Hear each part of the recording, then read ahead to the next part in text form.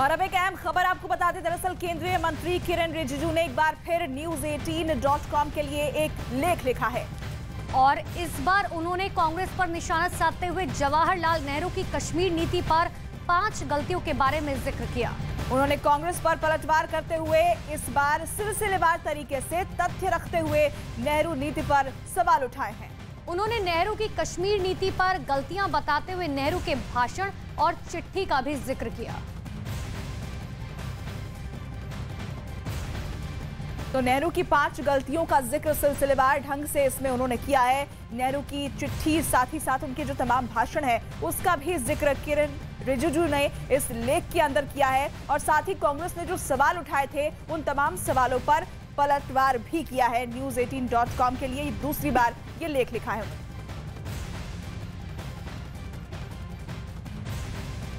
और चलिए अब आपको बताते हैं किरण रिजिजू ने अपने लेख में नेहरू की किन 5 गलतियों के बारे में बताया। जी हां, किरण रिजिजू ने नेहरू की पहली गलती के बारे में बताते हुए नेहरू की चिट्ठी का जिक्र किया है। 21 अक्टूबर 1947 में लिखी इस चिट्ठी में कश्मीर के प्रधानमंत्री को संबोधित किया था, जिसमें नेहरू ने लिखा है कि इस समय कश्मीर पर किसी भी फैसले लेने से पहले भारत को सोचना होगा। मतलब पाकिस्तान ने कश्मीर पर हमला कर दिया था, लेकिन नेहरू अभी भी अपने व्यक्तिगत एजेंडे को पूरा करने के बारे में सोच रहे थे। किरण रिजिजू ने नेहरू की दूसरी गलती के बारे में लिखते हुए 25 नवंबर 1947 के बारे में उनके संसद में दिए गए भाषण का जिक्र किया है, जिसमें नेहरू ने कहा कि वो सिर्फ कश्मीर के विलय के बारे में नहीं सोच रहे, बल्कि ऐसा लोगों के अनुरूप संघ बनाना चाहते हैं।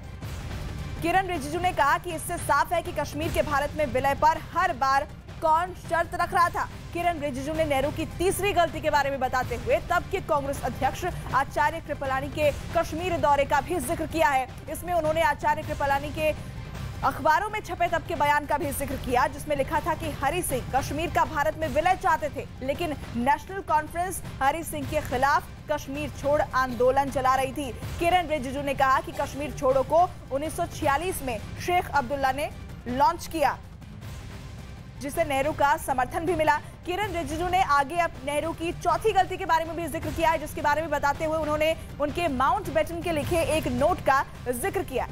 साथ ही इस नोट में राजा हरि सिंह को भारत की संविधान सभा से जुड़ने के बारे में लिखा गया, जिससे उनकी मांगे पूरी हो सके। साथ ही रिजिजू ने कहा कि नेहरू पहले से हरि सिंह की मांगों के बारे में जानते थे, वो बस हरि सिंह का रास्ता रोकने की कोशिश में लगे हुए थे।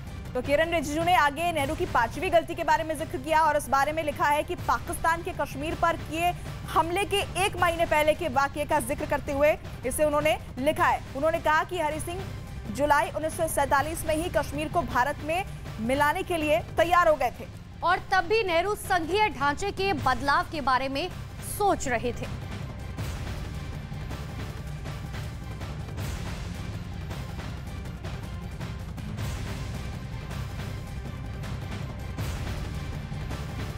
और हमारे सहयोगी यतेंद्र इस वक्त हमारे साथ जुड़ गए हैं, उनका रुख कर लेते हैं। यतेंद्र, देखिए दूसरी बार किरण रिजिजू की तरफ से ये लेख लिखा गया और इस बार उन्होंने तथ्यात्मक रूप से तमाम बातें सामने रखी है। साथ ही कांग्रेस की तरफ से जो सवाल उठाए गए थे उसका भी उन्होंने पलटवार कर दिया है।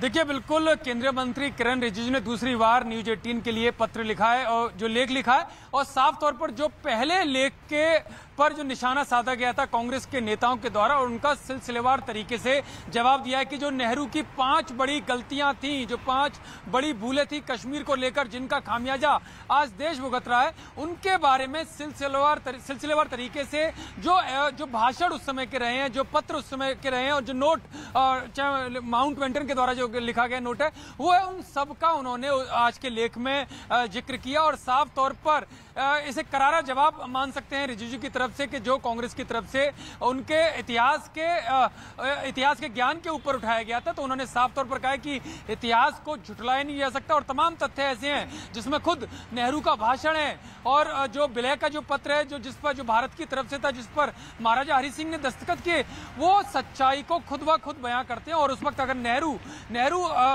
फैसला ले लेते तो आक्रमण जो पाकिस्तान ने आक्रमण कश्मीर पर किया था वो नहीं होता।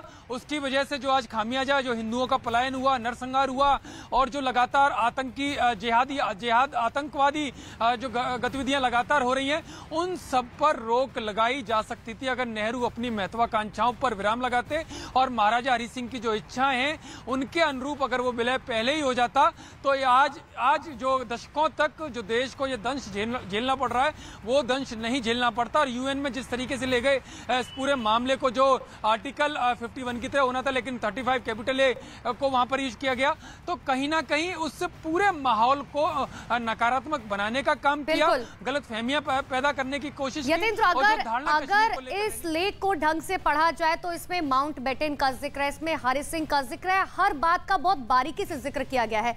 क्या मायने निकाले जाए इस लेख के?